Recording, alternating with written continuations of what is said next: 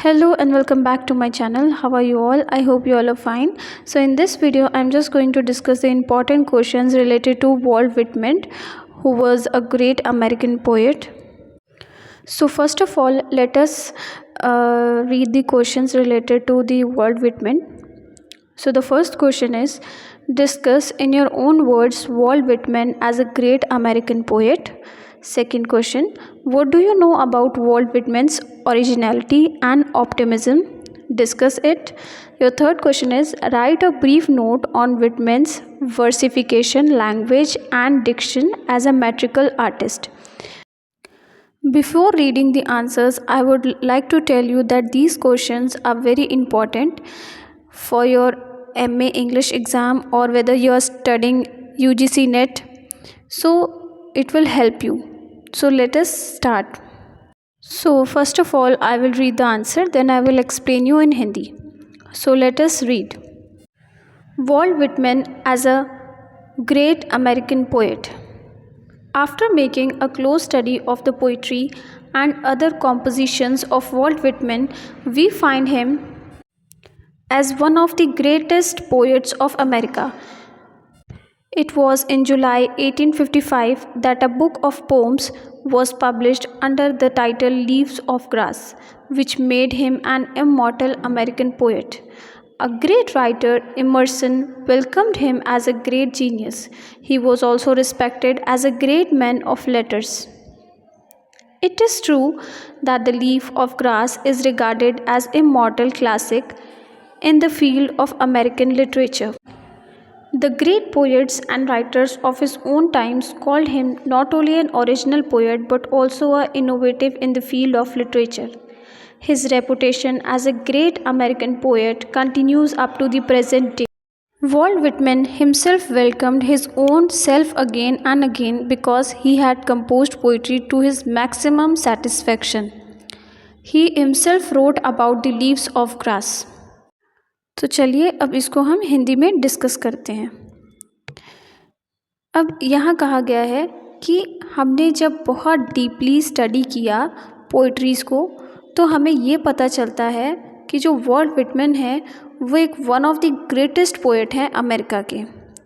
और बताया जाता है कि जुलाई 1855 में उनकी एक बुक ऑफ पोएम्स पब्लिश की गई जिसका टाइटल था लीफ ऑफ ग्रास, जिसने उनको एक इमॉर्टल अमेरिकन पोएट बना दिया। मीन्स उन्होंने जो अपनी पोएम्स लिखी वो एक बहुत अलग स्टाइल में लिखी, न्यू स्टाइल में लिखी। उन्होंने पोइट्री के रूल्स को इतना भी फॉलो नहीं किया, उन्होंने अपने तरीके से पोइट्री को लिखा। अब यहाँ पे बात की गई है अ ग्रेट राइटर इमर्सन की, जिन्होंने उनका वेलकम किया वॉल्ट विटमैन का कि जो वॉल्ट विटमैन है वो एक ग्रेट जीनियस है और उनका लिखने का स्टाइल ही अलग है। कहते हैं कि जो लीफ ऑफ ग्रास है उसको इमॉर्टल क्लासिक माना गया है अमेरिकन लिटरेचर में। मीन्स ये बहुत फेमस पोम है लीफ ऑफ ग्रास। अब उस टाइम के जितने भी ग्रेट पोएट्स या जितने भी राइटर्स थे वो वॉल्ट विटमैन को ओरिजिनल पोएट नहीं बल्कि वो उनको एक इनोवेटिव पोएट मानते थे। वॉल्ट विटमैन की एक अलग ही रेपुटेशन थी क्योंकि वो हमेशा नई नई पोएम्स लिखा करते थे और उनकी काफ़ी सारी पोएम्स आज भी कंट्रोवर्सी पे हैं। वॉल्ट विटमैन को एक बहुत सेटिस्फेक्शन था कि उन्होंने इतनी सारी पोएम्स लिखी और उन्होंने खुद से लीफ ऑफ ग्रास पोम लिखी। Second point is his originality. We notice the quality of originality in the ideas, composition and poetry of Walt Whitman after reading The Leaves of Grass and his other poetical compositions. We also find that he was not only an original poet of America, but he was also a quite innovative. The close study of his poetry supports this conception. His poetry clearly shows that he was one of the most revolutionary poets of America because he composed his poetry with a new idea and a clear vision. He appeared on the American scene with the zeal of fighter as well as with new ideas. His poetry shows clear deviation from old traditions and superstitions. His poetry included new scientific ideas. अगर हम बात करें Walt Whitman की originality की, तो उन्होंने बहुत ही अच्छे तरीके से अमेरिकन लिटरेचर में अपनी एंट्री की और पूरे कॉन्फिडेंट थे। वो कभी भी चैलेंजेस या ओल्ड ट्रेडिशंस से नहीं डरे। उन्होंने अपने पोइट्री के खुद के रूल्स बनाए। उन्होंने दूसरों के रूल्स को फॉलो नहीं किया। उन्होंने काफ़ी सारे न्यू आइडियाज़ लाए, जो कि उन्होंने अपनी famous work leaves of grass में बहुत अच्छे से उन्होंने मेंशन किया है। उनकी जो पोइट्री है वो फोकस करती है फ्रीडम, डेमोक्रेसी, नेचर, इंडिविजुअलिटी पे बेस्ड है। तो ये है वॉल्ट विटमैन की originality. So the third point is his optimism. As we study the poetry of Walt Whitman, we find it not only a revolutionary but also with a clear and adequate touch of optimism. He wrote a letter to Dodin which shows his spirit of optimism. Some of these lines from the letter are, "I know that my book has been composed in a cheerful and happy spirit, and that the same still stubbornly remains with me. And I would like my friends indeed, when writing for publication about my poetry, to present its gay heartedness as one of its chief points." So optimism का मतलब होता है positive thinking. तो यहाँ पे जो Walt Whitman है, उनकी जितनी भी पोइट्रीज़ आज तक लिखी गई हैं वो बहुत पॉजिटिव वाइब्स देती हैं। और उन्होंने एक लेटर लिखा था एडवर्ड डॉर्डन को। यहाँ पे जो एडवर्ड डॉर्डन है, ये एक क्रिटिक थे और ये इनको फॉलो करते थे वॉल्ट विटमैन को। तो वॉल्ट विटमैन ने इनको एक लेटर लिखा था और उसमें ये लिखा था कि जितनी भी मेरी पोएम्स हैं वो बहुत ही कि जो मेरी बुक है वो बहुत ही अच्छे वे में कंपोज्ड हुई है और बहुत अच्छे वे में वो पब्लिश होगी। उस लेटर में वॉल्ट विटमैन का कहना ये था कि मुझे पता है कि जो मेरी बुक है वो एक चीयरफुल एंड हैप्पी स्पिरिट लोगों के अंदर देगी। उनका कहना ये था कि जब भी मेरे दोस्त इस बुक को पब्लिश करेंगे या मेरी पोइट्री को पब्लिश करेंगे तो वो उन चीफ पॉइंट्स को भी मेंशन करेंगे जैसे मैंने अपनी पोइट्री में मेंशन किया है। Now the fourth point is love and sex. As we study the poetry of Walt Whitman, we find that he composed his poetry related with love and sex in an original and revolutionary style. He did not care for traditional rules and regulations while composing his poetry related with sex. The popular poem Leaves of Grass may also be called a fine song related with sex. His poetry clearly shows that his expressions and admiration both of beautiful body and high souls. In this pair, he composed fine and immortal poetry glorifying both the elements of love and sex. He seems to be in favor of sex relations outside marriage as well as homosexual relations. His poetry shows his such feeling clearly and effectively. As a mystic, he says image of him beloved even in God. तो fourth point में love and sex की बात की गई है, जिसमें कि बताया गया है कि जब हम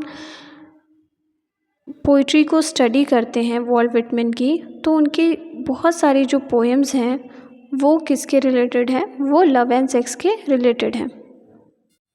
कहते हैं कि जो वॉल्ट विटमैन हैं उनको बिल्कुल भी परवाह नहीं थी ट्रेडिशनल रूल्स की, रेगुलेशंस की। वो अपने तरीके से उनका जैसा मन करता था वो वैसे ही पोम को कंपोज कर देते थे। उनकी एक पॉपुलर पोम है लीफ ऑफ ग्रास, जो कि एक सॉन्ग की तरह है और जो सेक्स के रिलेटेड है। उनकी पोइट्री एक क्लियर एक्सप्रेशन और एडमायरेशन है किसका, beautiful body and high soul का। वॉल्ट विटमैन में अपने टाइम पे बहुत सारे इनोवेटिव आइडियाज़ को इन्वॉल्व किया अपनी पोम्स में। काफ़ी सारे एलिमेंट्स ऑफ लेक्स लव एंड सेक्स के बारे में बताया, के बारे में लिखा। वॉल्ट विटमैन बहुत खिलाफ थे sex relation outside of marriage, कि जब शादी हो जाए तो उसके बाद कोई अफेयर में ना हो, तो वो इस चीज़ के लिए बहुत ज़्यादा अगेंस्ट थे। तो उन्होंने बहुत क्लियरली अपनी पोइट्री में मेंशन किया है। Now the fifth point is his verification. So far as the form of poetry and his technique of expressions are concerned, Walt Whitman should be regarded as a great revolutionary poet. He should also be regarded as a great technical innovator. Today, Whitman is regarded as the greatest American to make use of verses liber. Though he was composing in poetry in the 19th century, he hoped some of the most vital and daring technical innovation of 20th century. For an example, all his poems show parallelism of basic prosodic form. He also used thought rhythm. He did not borrow his language and style from the Bible, but he used to use such novel form in his own independent manner. He had a sharp ear both for time and accent. We find clear balance between his first and second lines, making complete and real meaning.